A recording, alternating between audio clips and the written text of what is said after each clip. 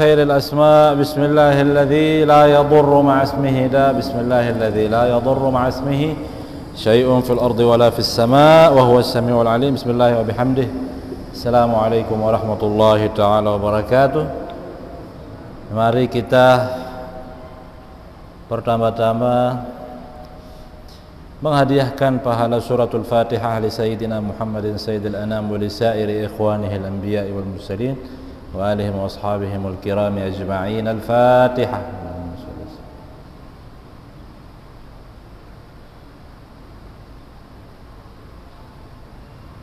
ثم لصاحب الحزب والطريقة مؤسس نهضة الوطن المغفور له مولانا الشيخ محمد زين الدين بن عبد المجيد الفنشوري ولأصوله ولفروعه ولمحبيه الفاتحة.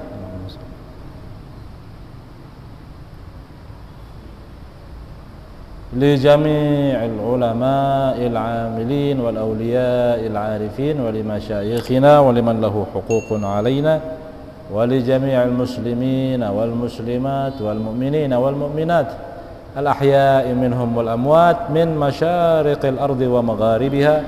شيء لله لهم من الفاتحة.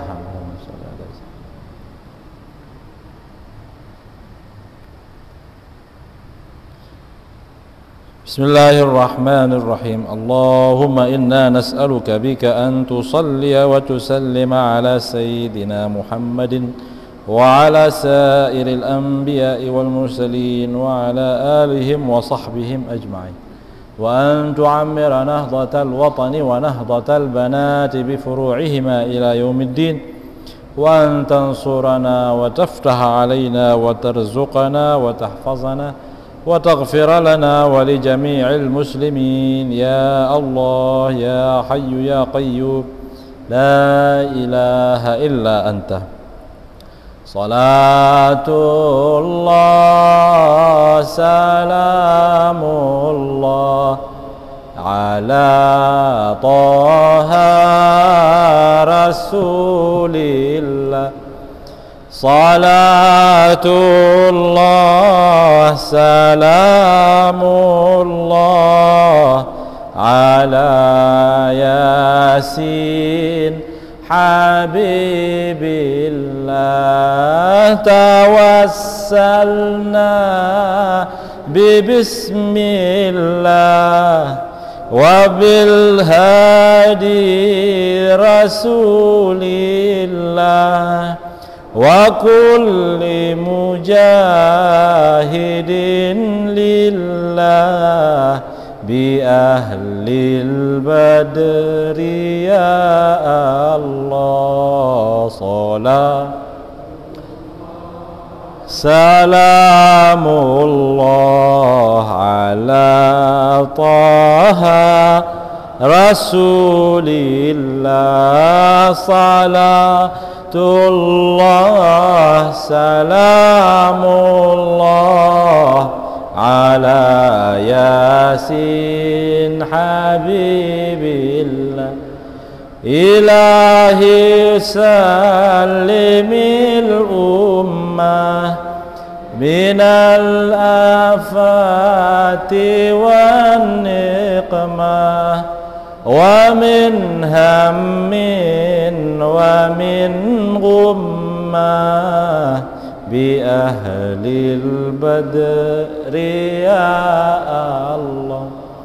صلاة الله سلام الله على طه رسول الله. صلاة الله سلام الله على ياسين حبيب الله. Bapak Ibu jamaah sekalian, hadirin hadirat yang mudah-mudahan kita sama-sama dimuliakan Allah. Alhamdulillah, segala puji dan syukur kita panjatkan kehadirat Allah Subhanahu wa taala. Salawat salam sudah kita baca dan pahalanya terus-menerus kita hadiahkan kepada baginda Rasulullah sallallahu alaihi wasallam. Selanjutnya saya mengajak kita kembali membuka kitab Ihya Ulumuddin, Ihya'i Ulumiddin, karya Imam Al-Ghazali rahimahullahu ta'ala wa adaman naf'a bi'ulumihi wa ulumi masyayikhina ajma'in fid daraini amin ya rabbal alamin. Dalam pertemuan kita sebelumnya kita sudah membahas tentang keutamaan berdoa dan kita sudah bacakan ayat-ayat yang dikutip oleh Imam Al-Ghazali, yang mana dari ayat-ayat tersebut kita dapat menyimpulkan bahwa doa itu ada yang sifatnya mustajab, ada yang mujab. Yang sifatnya mustajab itulah yang dijanjikan oleh Allah Subhanahu wa taala kepada semua umat Islam. Apa yang pelungguh doakan, apa yang pelungguh mohon saat ini, besok dan seterusnya, sebagaimana janji Allah, mustajab doa kita. Apa pengertian doa yang mustajab? Doa yang Allah berikan kabulkan sesuai keinginan Allah, bukan sesuai keinginan kita, tapi sesuai dengan kebutuhan kita. Bisa lebih, bisa kurang, bisa diganti, bisa ditunda. Karena Allah Maha tahu mana yang terbaik untuk kita. Itulah doa yang mustajab. Silahkan berdoa, asalkan jangan selalu permohonan kita supaya doa kita dikabulkan. Jangan kita berdoa pada saat mepet-mepet doang. Jangan hanya kita berdoa pada saat mendesak, pada saat kita butuh saja.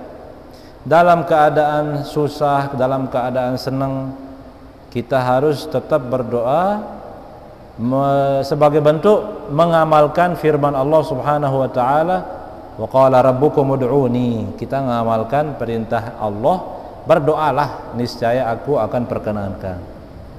Allah suruh kita berdoa, ya kita berdoa. Urusan dikabulkan tidak dikabulkan, wajib doa kita mustajab. Tapi yang namanya mustajab Allah kasih sesuai kebutuhan, ya, sesuai kebutuhan kita, sesuai keinginan Allah untuk kepentingan kita. Bisa lebih dari yang kita minta, bisa kurang dari yang kita minta, bisa diganti dengan yang lebih baik, bisa ditunda ke waktu yang lebih baik menurut ketentuan Allah Subhanahu wa taala. Kalau doa yang mujab adalah doa yang Allah kabulkan persis sesuai permintaan, tidak kurang, tidak lebih, persis seperti apa yang diminta. Minta mobil warna merah, dikasih mobil warna merah. Kita minta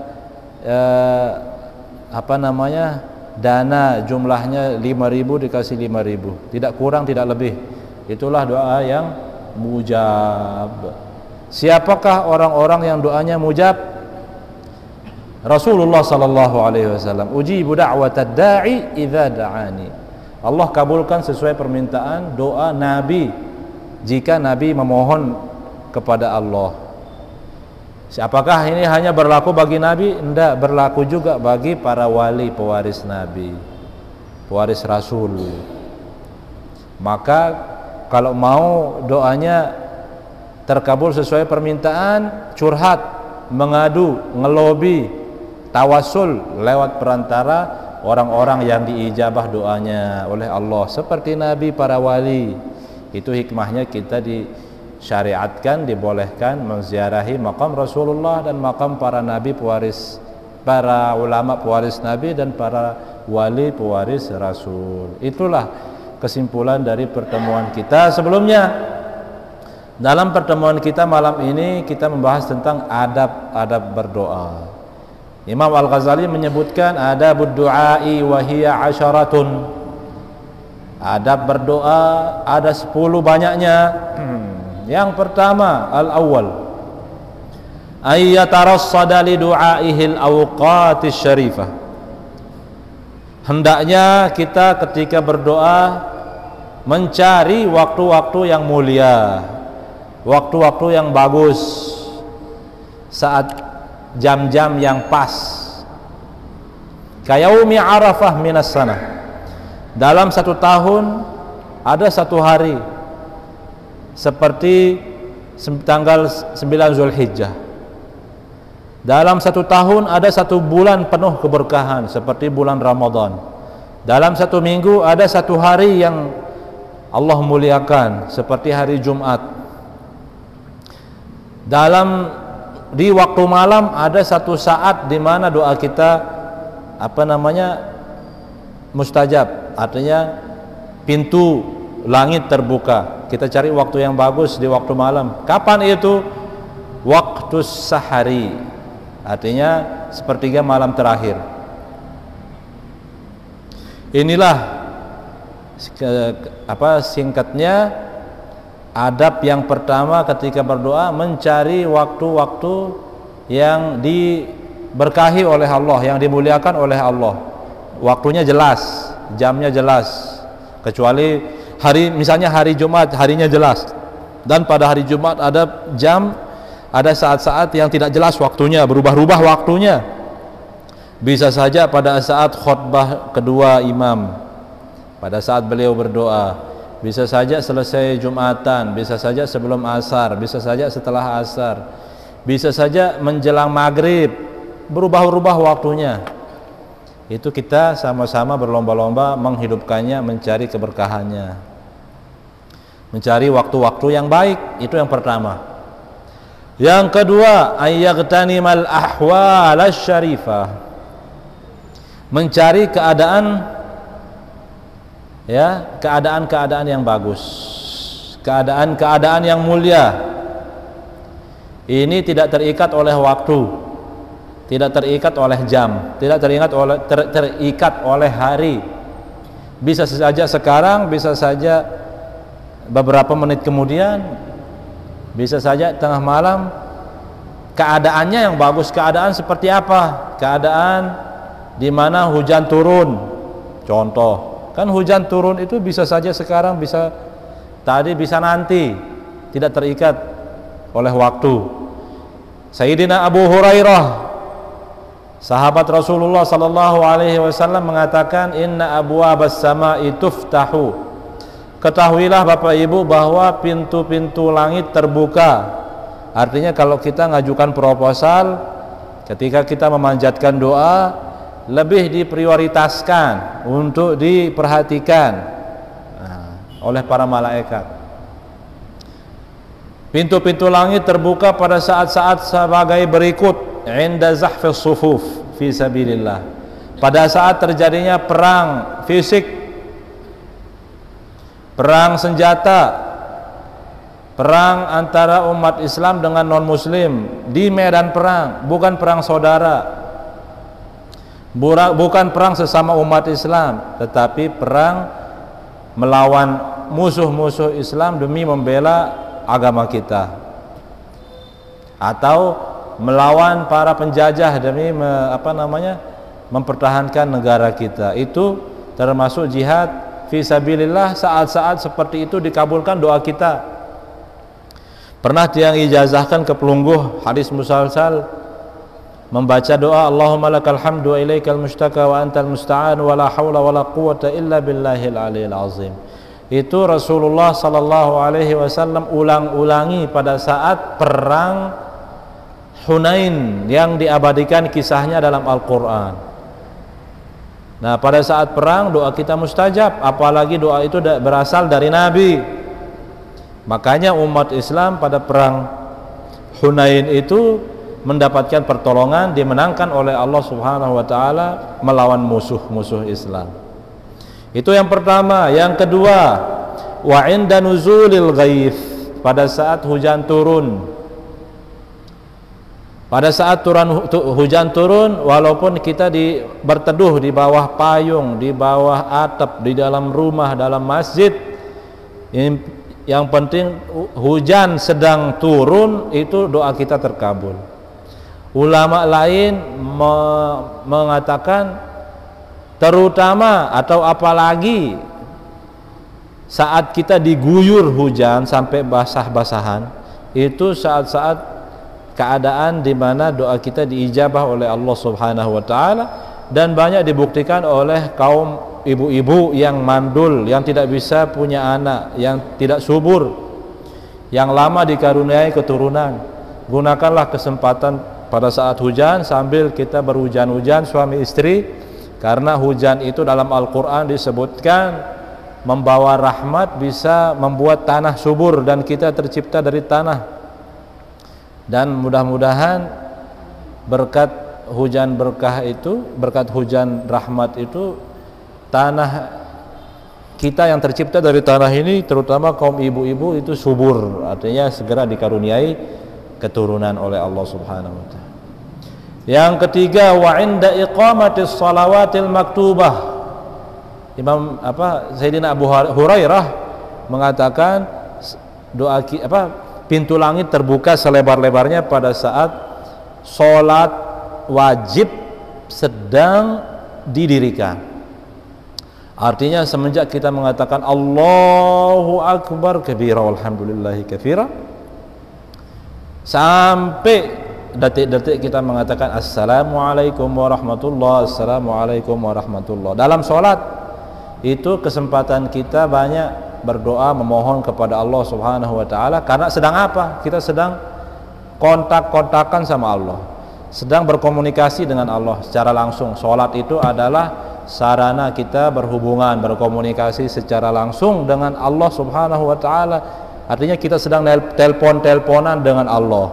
Saat itulah kita curhat, saat sholat itulah kita kesempatan kita berdoa, memohon apa. Sampai-sampai Bapak Ibu, saya pernah menemukan sebuah atau menonton sebuah video, mungkin pelungguh juga pernah, video lama. Ada seorang ustadz mengatakan kalau berdoa selesai sholat itu telat. Doa itu harus dalam sholat. Doa setelah sholat itu bid'ah katanya.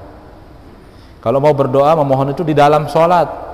Betul, berdoa itu disarankan dalam sholat, tapi bukan berarti di luar sholat itu doa kita tidak diijabah. Bukan berarti bid'ah, karena banyak hadis-hadis yang sahih yang menunjukkan bahwa Rasulullah berdoa setelah sholat, seperti Allahumma a'inna ala dzikrika wa syukrika wa husni ibadatik, Rasulullah ucapkan selesai sholat. Seperti Allahumma antas salam wa minkas salam wa ilaika ya'udus salam, itu diucapkan oleh Rasulullah setelah sholat. Allahumma antas salam wa minkas salam tabarakta ya rabbana, itu satu riwayat, tabarakta rabbana wa ta'alaita ya dzal jalal. Berdoa intinya yang namanya doa itu sifatnya tidak terikat, mau dalam sholat, di luar sholat, ya, mau di rumah, mau di pasar. Ada yang bilang tidak usah berdoa di pasar, karena pasar itu tempat kumpulnya setan. Tidak usah berdoa di pasar, kalau mau berdoa di masjid. Justru doa di pasar itu di satu sisi sangat sangat bagus bagi orang-orang yang mencari laba, mencari dunia, menduakan akhirat. Di situ di pasar itu bagus. Justru dalam hadis disebutkan kalau kita ke pasar membaca la ilaha illallah wahdahu la syarika lah lahul mulku wa lahul hamdu yuhyi wa yumiitu wa huwa hayyun daimul la yamut bi yadihil khair wa huwa ala kulli syai'in qadir, dengan suara keras didengar oleh orang banyak, pahalanya besar, berlipat ganda daripada kita baca di luar pasar. Kenapa? Karena pasar itu tempat orang mencari keuntungan, mencari laba, mencari maslahat yang sifatnya duniawi.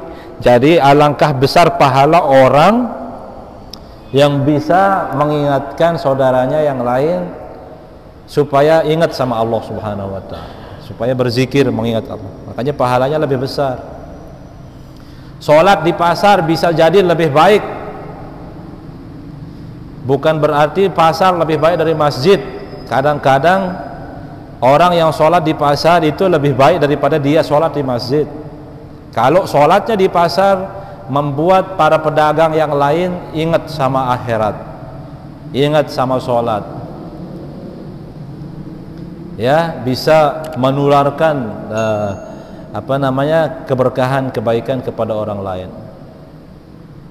Yo, di Mekah, di Madinah, kalau sudah silahkan yang sudah haji tahu, kalau sudah azan tutup semua toko, tapi di dalam toko pada sholat, di jalan pada sholat, semua, bukan hanya pedagang, para peziarah, jamaah haji, jamaah umrah. Kenapa? Karena kalau menuju ke masjid, wah, penuh, sudah rame, desak-desakan.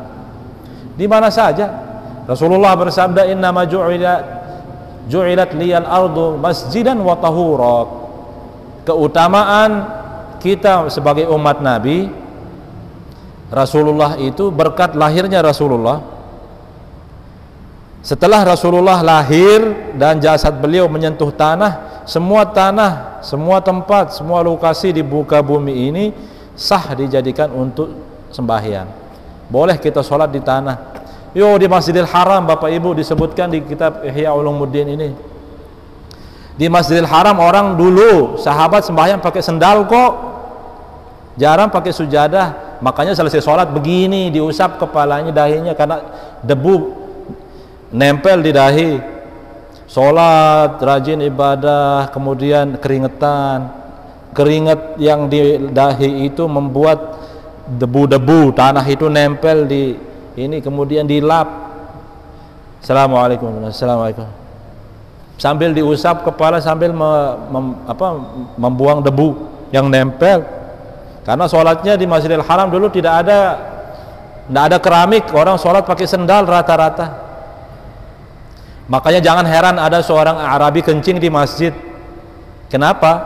Karena pasir, tanah semua, dikira ya seperti kita di jalanan ini sudah. Kan banyak orang yang kencing berdiri di tembok-tembok. Kenapa? Karena belum ada lantai, belum ada keramik. Dia kencing di Masjidil Haram.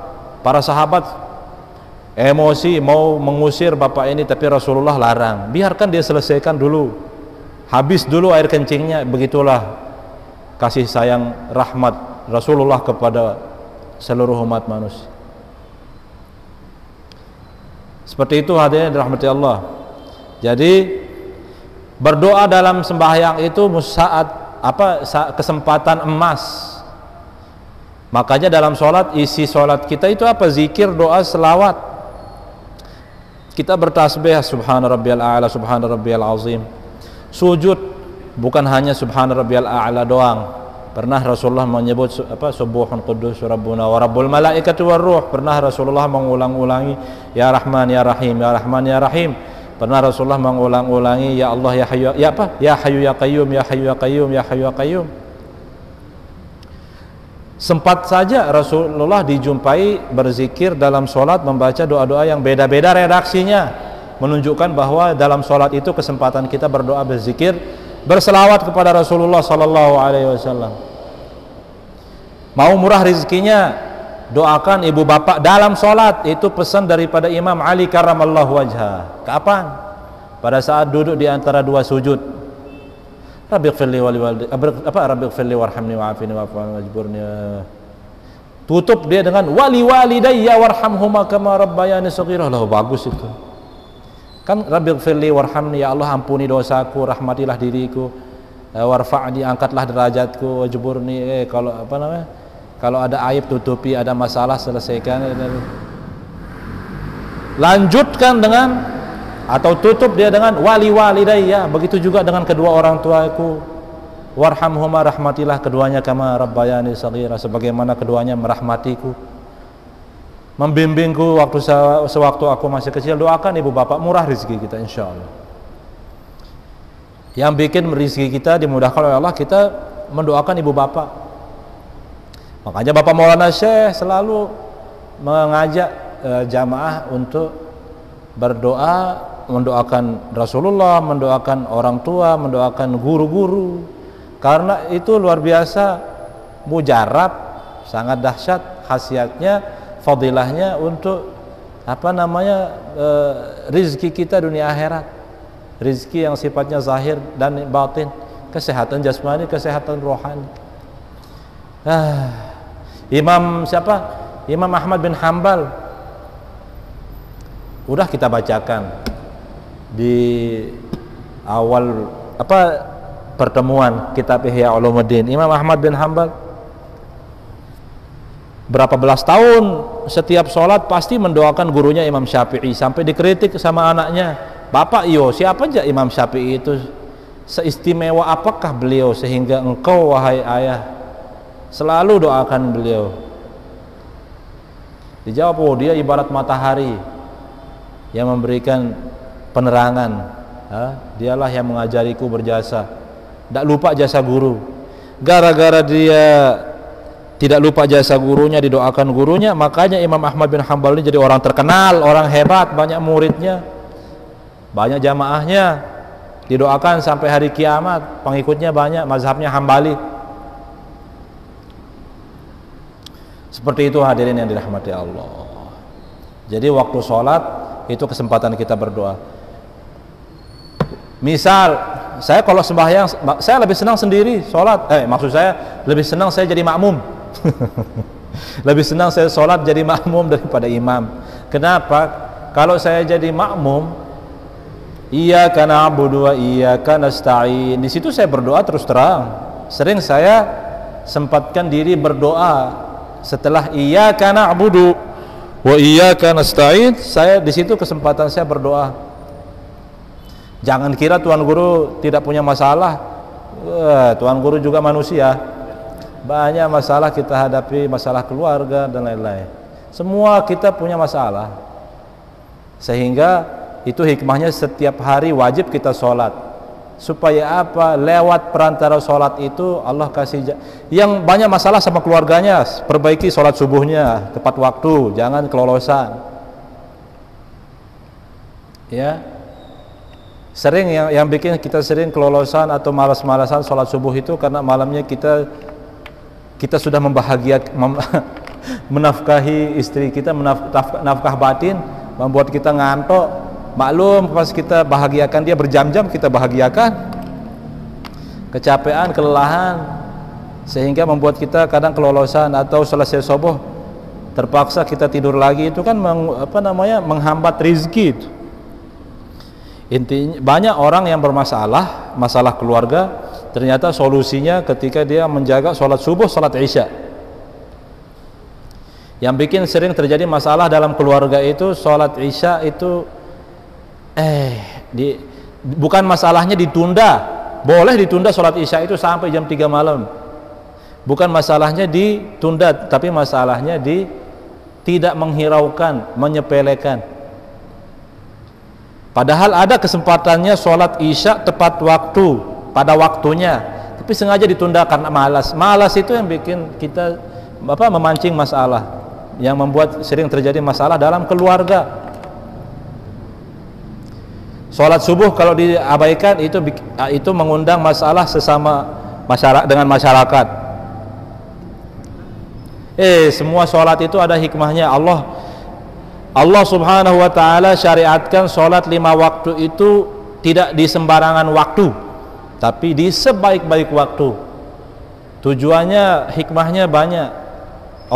Intinya untuk kepentingan maslahat rezeki kita di dunia dan di akhirat. Nah, saya lanjutkan. Imam Al-Ghazali mengatakan, wabil haqiqah, sebenarnya yarji'u syaraful awqati ila syarafil halati aidan. Terkadang sebenarnya ini ya, sebenarnya waktu-waktu yang bagus itu bergantung sama keadaan hati yang bagus juga gitu loh. Kenapa Imam Al-Ghazali mengatakan waktu sahari waktu safa'il qalbi? Kenapa sepertiga malam itu waktu yang bagus kita berzikir, berdoa, qiyamul lail? Jadi qiyamul lail itu jangan pelungguh salah pahami artinya sembahyang tahajud doang. Jangan pelungguh salah paham bahwa qiyamul lail itu hanya bisa dilakukan oleh orang yang sholat, yang tidak bisa. Enggak. Tasahharu fa inna fis sahuri barakah, jangan pelungguh hanya mengartikan tasahharu itu artinya makan sahur. Tasahharu itu luas maknanya. Tasahharu bisa bermakna makan sahurlah. Makan sahurlah pada waktu sahur. Waktu sahur itu sepertiga malam. Tasahharu artinya salah satu maknanya makan sahurlah pada waktu sahur. Waktu sahur itu kapan? Sepertiga malam. Boleh kita makan sahur jam 10 malam? Boleh. Tapi lebih afdol pada waktu sahur sepertiga malam terakhir. Kenapa? Fa inna fis sahuri barakah.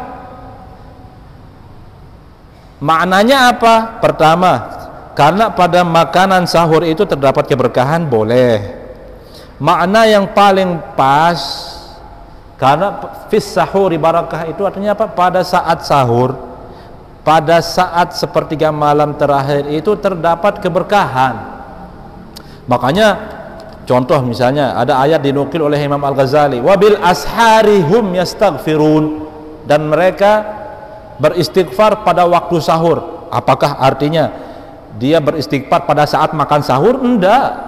Wabil ashar artinya mereka beristighfar pada waktu sahur, waktu sepertiga malam terakhir. Di situ waktu yang sangat berkah. Orang yang sakit kepala pada waktu sahur, obatnya apa yang dilakukan? Sujud lama-lama. Sujud lama-lama sebagaimana anjuran Nabi. Ya.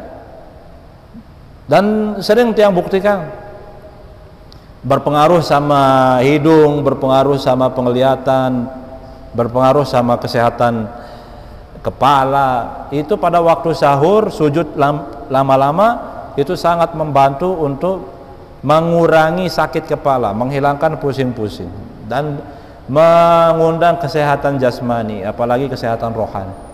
Udah kita sampaikan bahwa sholat duha keutamaannya untuk kesehatan jasmani, ya.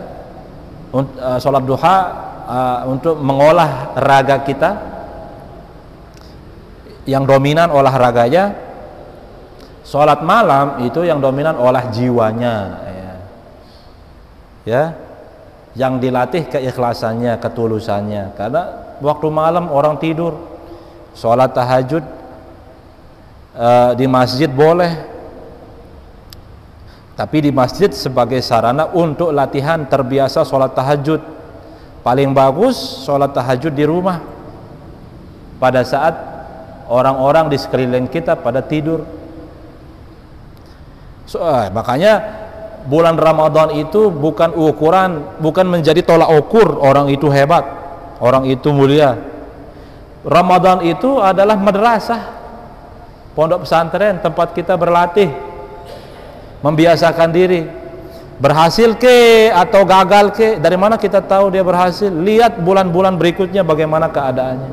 Kalau di bulan Ramadan dia rajin sholat tahajud, ya wajar. Orang-orang di sekitar kita tahajud semua. Orang-orang masjid-masjid di sekitar musola-musola di sekitar rumah kita tadarusan semua. Acara di TV, banyak sekali acara di TV, tontonan yang menarik, yang membuat kita betah begadang. Tapi di luar bulan Ramadan, apakah berlanjut kebiasaan-kebiasaan baik itu? Nah, Imam Al-Ghazali mengatakan kenapa waktu sahur itu baik? Karena biasanya pada waktu sahur itu sepi. Karena dia sepi, tidak kita sembahyang itu tidak ada yang ganggu gitu loh. Yang ganggu kita siapa? Pikiran kita biasanya yang mengganggu, takut sama jin.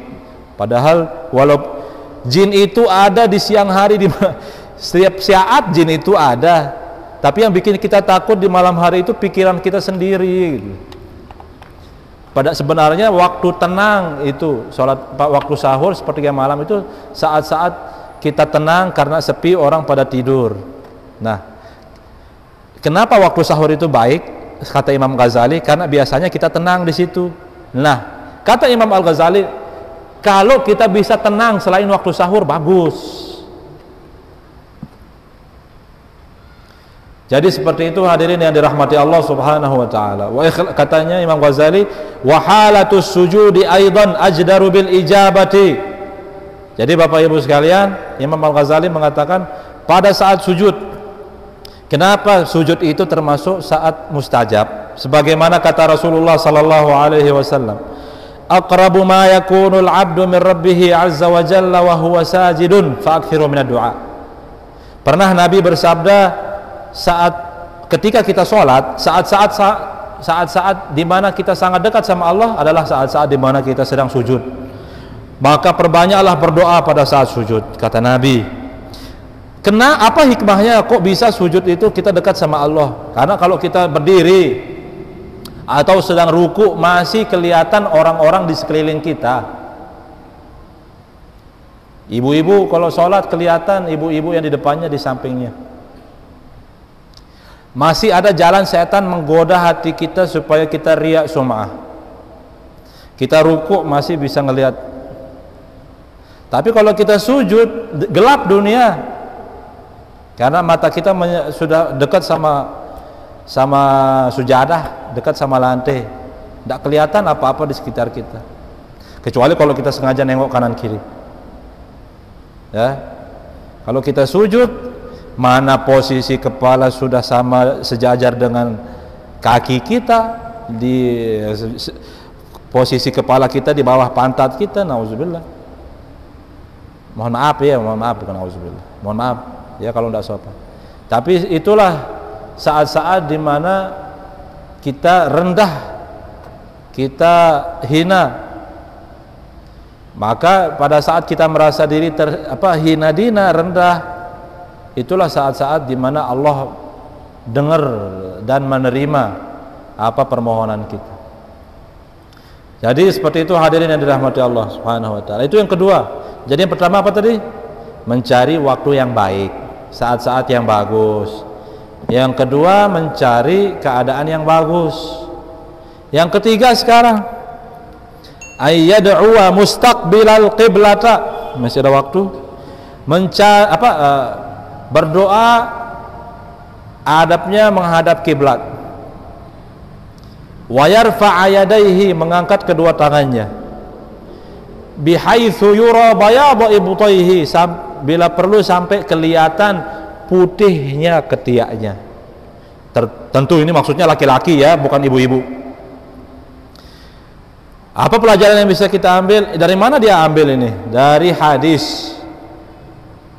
Rasulullah seringkali kalau berdoa angkat tangan tinggi-tinggi sampai jubahnya.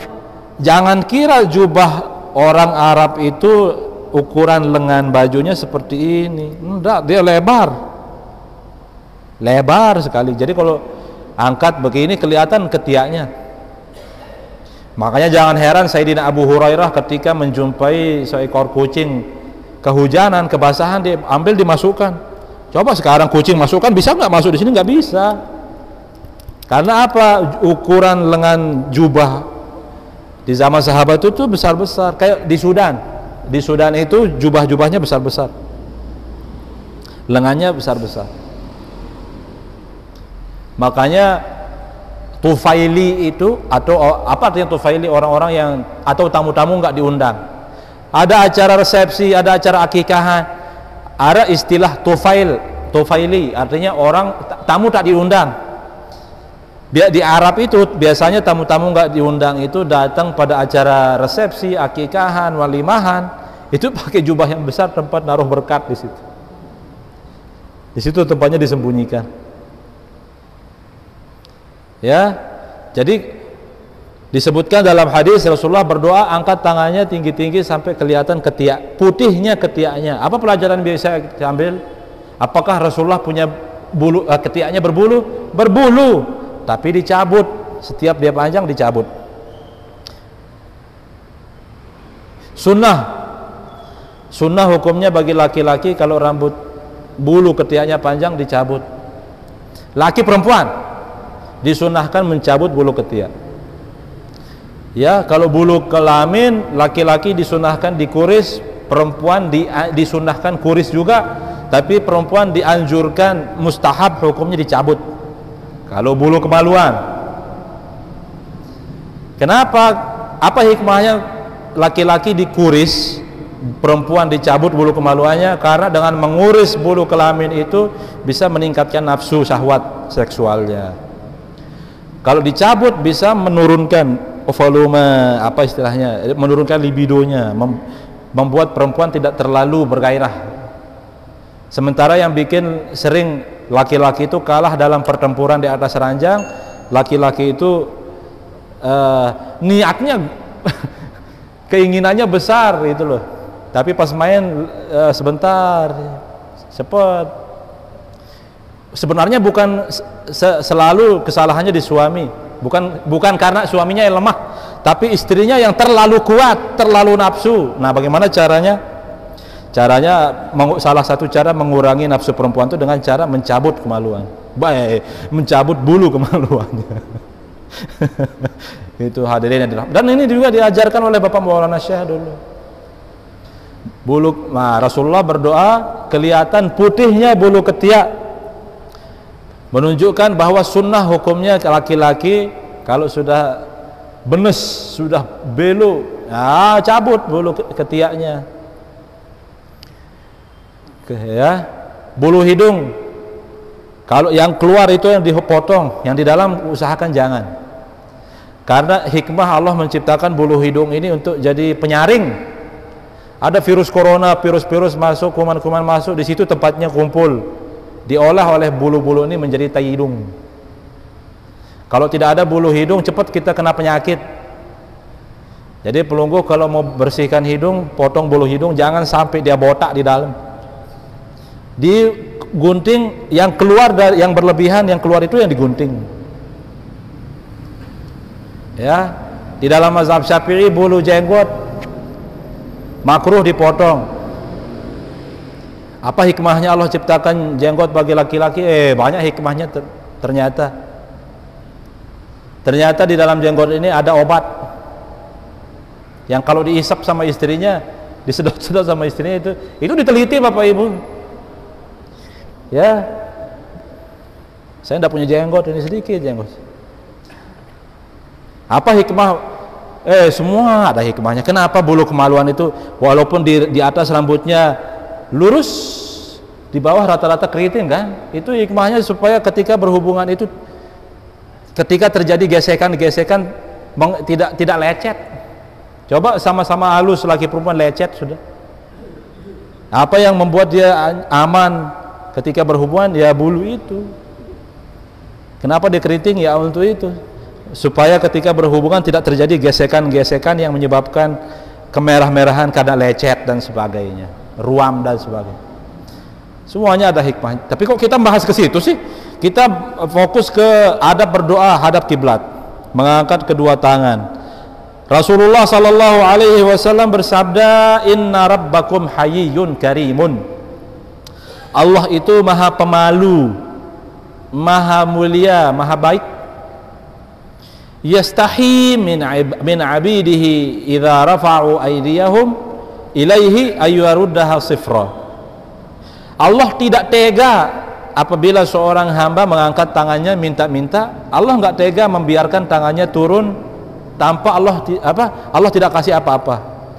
Allah tidak tega melihat hamba yang berdoa itu tangannya turun dalam keadaan kosong, tidak dapat apa-apa. Artinya apa? Allah lebih kasihan lihat keadaan kita daripada kita sendiri kasihan sama diri kita. Apapun masalah yang pelunggu derita, yang pelunggu hadapi, jauh lebih kasihan Allah melihat kita daripada kita kasihan terhadap diri kita dan anak-anak kita. Kita tidak tega pada saat anak kita minta kita tidak kasih. Allah lebih nggak tega. Tapi sekali lagi Allah sudah janji doa kita diistijabah. Allah akan kasih sesuai kebutuhan, sesuai keperluan. Demi kebaikan kita, bukan Allah tidak kasih sesuai permintaan kita, tapi sesuai kebutuhan kita. Bisa lebih, bisa kurang, bisa diganti, bisa ditunda. Tsumma yanbaghi an yamsaha bihi ma wajhahu, dan setelah berdoa dianjurkan mengusap kepala, mengusap wajah. Dianjurkan. Supaya apa? Supaya kita dapat berkah dari doa itu. Makanya ada air Ini jangan kira kita berdoa dekat air berkahnya tidak menular ke air itu. Bismillah.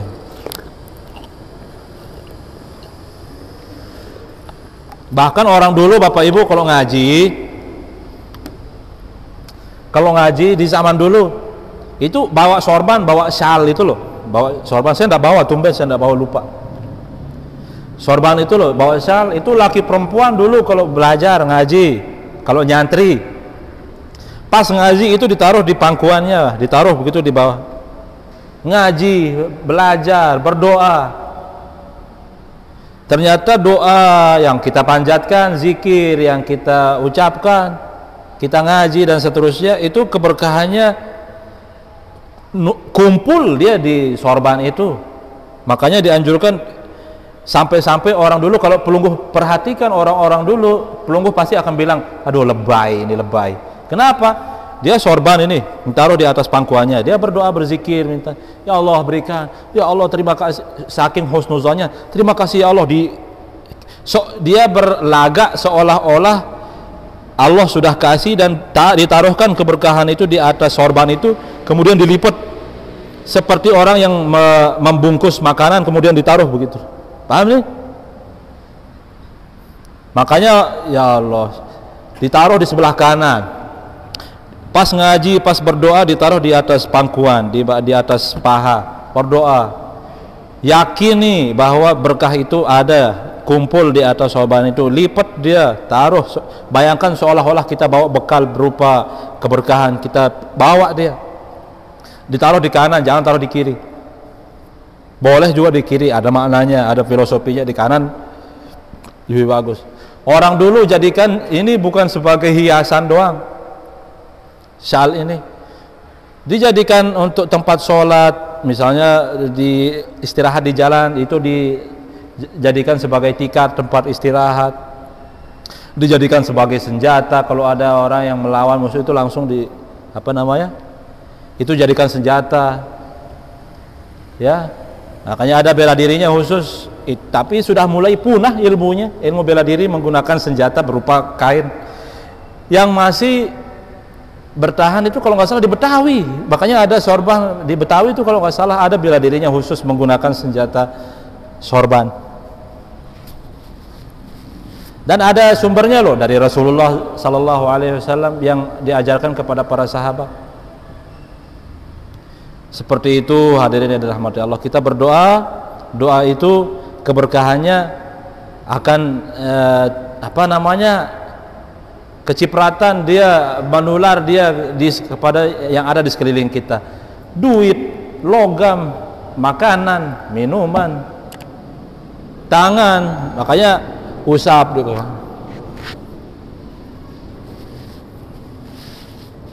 Nah, itu yang ketiga, menghadap kiblat.